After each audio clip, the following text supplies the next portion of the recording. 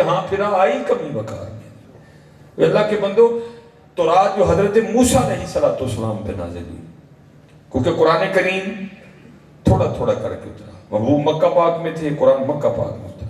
محبوب پاک مدینہ پاک میں تھے، قرآن پاک مدینہ پاک۔ لیکن جو تورات تھی وہ ایک ہی بار حضرت موسیٰ علیہ السلام کو کوہ طور پہ بلوا کے عطا فرما دی گئی ہے۔ وہ لکھا ہے کہ جیسے جیسے حضرت موسیٰ علیہ السلام الواح تورات کی تلاوت فرماتے،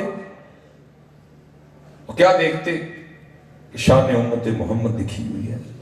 مثال کے طور پہ کتابوں میں لکھا ہے، آپ نے جب تورات شریف پڑھی تو اس میں لکھا کیا ہے کہ ایک امت اس طرح کی بھی آئے گی، اگر وہ نیکی کا صرف ارادہ کریں گے نا تو اللہ کی طرف سے فرشتوں کو حکم ہوگا کہ ان کی نیکی لکھ دو۔ ابھی کی نہیں، صرف ارادہ کیا، نیکی لکھ دو۔ اور جب وہ نیکی کریں گے تو پھر حکم ہوگا جیسی نیت جتنا اخلاص اس کے مطابق ثواب دو۔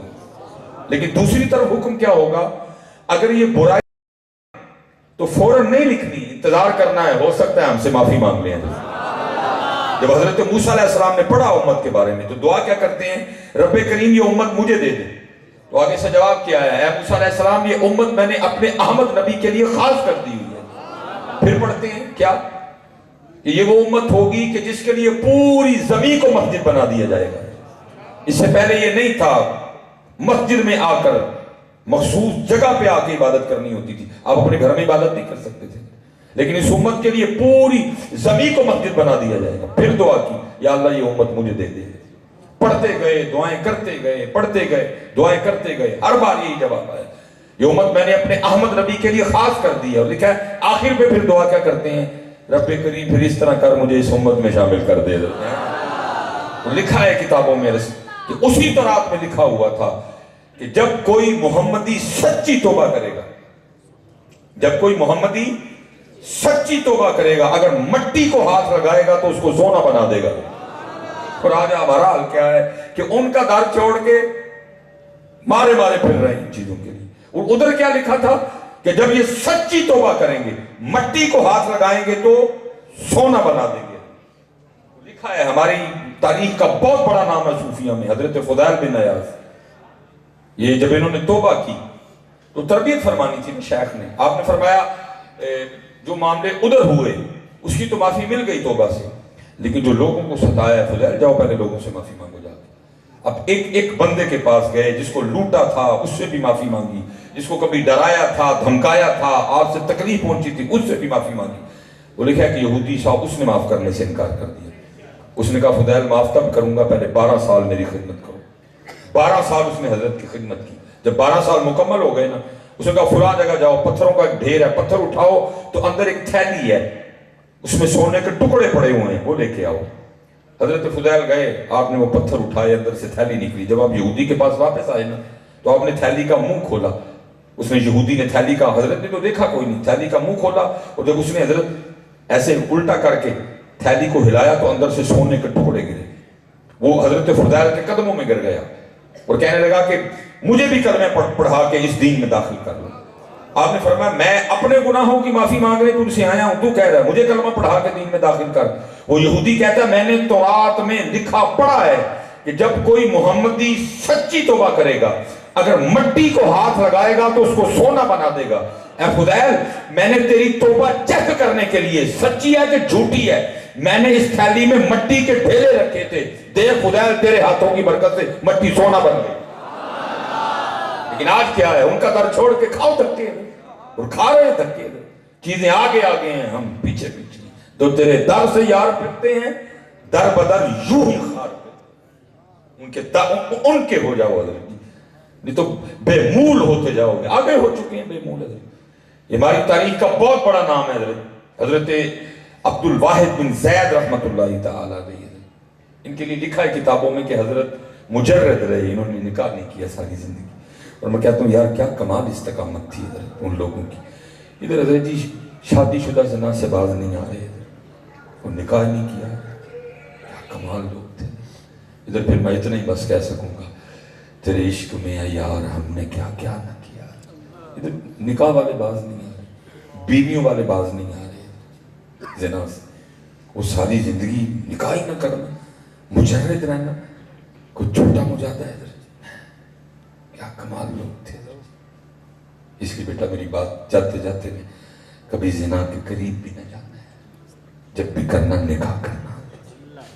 अला अजीब दौर है जी, जिस दौर में निकाह मुश्किल कर दिया गया है, वो जिना आसान कर दिया गया। अला इसके जिम्मेदार आप नहीं है, जो हम बड़े बैठे हैं ना साइडों पे, ये सारे हम हैं इसके जिम्मेदार।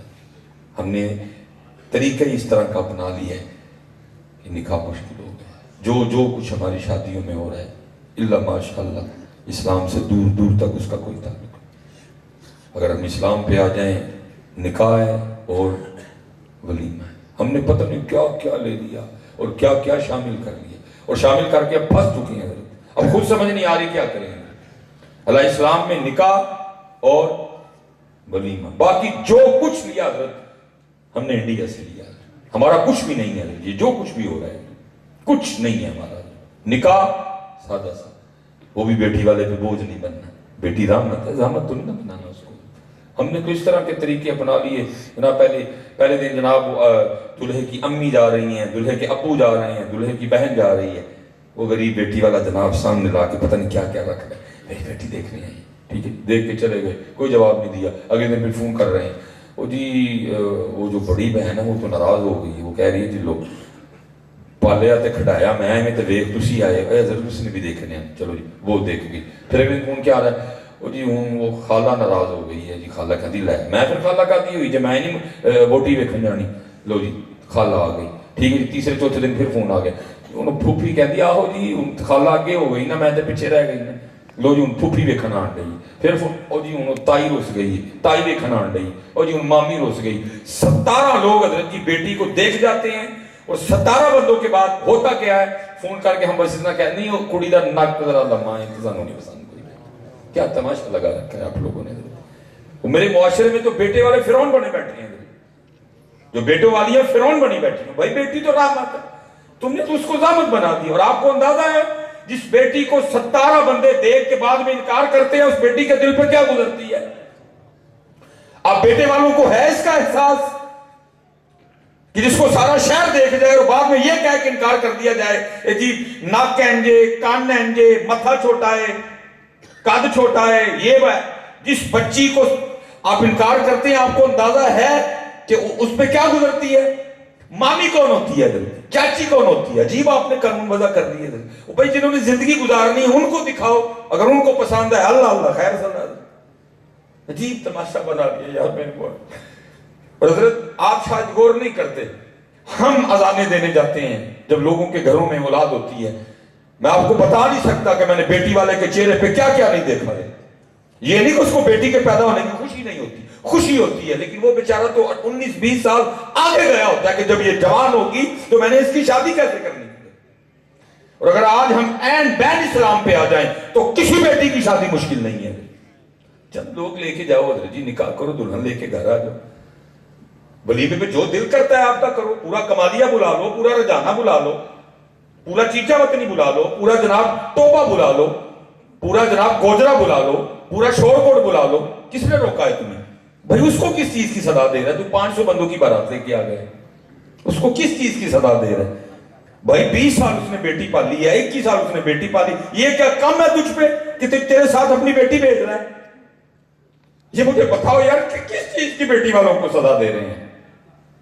20 साल वो पाल के तुझे अपनी बेटी दे रहा है, अपने जिगर का टुकड़ा दे रहा है, क्या ये कम है? और मैं जितने यहां अमीर लोग बैठे हैं, खुदा का वास्ता हाथ जोड़ के आपसे गुजारिश करूंगा, आप इसकी इब्तिदा करें। ये गरीब लोग नहीं इसकी इब्तिदा कर सकेंगे, लोग इनको नहीं जीने देंगे, आप इसकी इब्तिदा करें। ये बड़ा कारी खैर है। जितने अमीर लोग बैठे हैं यहाँ, जमींदार बैठे हैं, वडेरे बैठे हैं, मैं सबके आगे ये देखे मिसबाही हाथ जोड़ रहा है, खुदा का वास्ता आप इसकी इब्तिदा करो और चले हो तो रब ने दिता है, माड़िया का लंग रह जाएगा। वो उसको दलील बनाएंगे, देखो जी फलां चौधरी साहब ने भी तो शादी की है ना, वो देखो जी फलां वडेरे साहब ने भी तो शादी की है ना, वो फलां एमएलए साहब ने भी तो सादगी से की है ना, वो फलां एमपी साहब ने भी तो सादगी से की है ना। आपको रब ने दिया है, और अल्लाह के बंदो उनके जो मर्जी वलीमे पे करो, जितने मर्जी बुलाओ, लेकिन ये मुझे बताओ बेटी वाले को किस चीज की हम सदा दे रहे हैं? بیٹی تو رحمت ہے حضرت، ہم نے اس کو زحمت بنا ڈالا حضرت۔ اس لیے پتر نکاح کرو اور نکاح کو آسان کرو حضرت۔ اسلام میں تو 2 3 4 نکاح ہیں، اتنے پہلا ہی مشکل ہویا پہ ہے، ادھر تو پہلا مشکل ہوا پڑا ہے۔ نہیں، سادگی لائیں، آسانیاں کریں حضرت جی، سادگی۔ تو لکھا ہے کہ انہوں نے نکاح نہیں کیا حضرت، مجرد رہے، اسی طرح زندگی گزر گئی۔ جب بڑھاپا آیا تو لکھا ہے اپنی چارپائی پہ لیٹے کوئی حدیث پاک کی کتاب پڑھ رہے تھے، تو حدیث پاک گزری جس کا مفہوم تھا کہ جنت میں کوئی شخص بھی تنہا نہیں ہوگا، جنت میں کوئی شخص بھی نہیں، جس کا انتقال بغیر نکاح کے ہوا، چھوٹی عمر میں انتقال کر گیا یا بڑی عمر کو گیا لیکن کسی وجہ سے نکاح نہیں ہوا لیکن خاتمہ ایمان پہ ہوا، اور جب وہ جنت میں جائے گا تو اللہ ایسوں کا آپس میں نکاح کر دیں گے، ٹھیک ہے۔ جب یہ حدیث پاک پڑھی تو دل میں خیال آیا کہ جنت میں تو نکاح پھر ہونا ہی ہونا ہے، تو کون ہوگی جو جنت میں میری بیوی بنے گی؟ خاص تھے، چارپائی پہ لیٹے لیٹے اللہ کے حضور دعا کی، رب کریم بتا تو صحیح کہ جنت میں میری بیوی کون ہوگی، ٹھیک ہے۔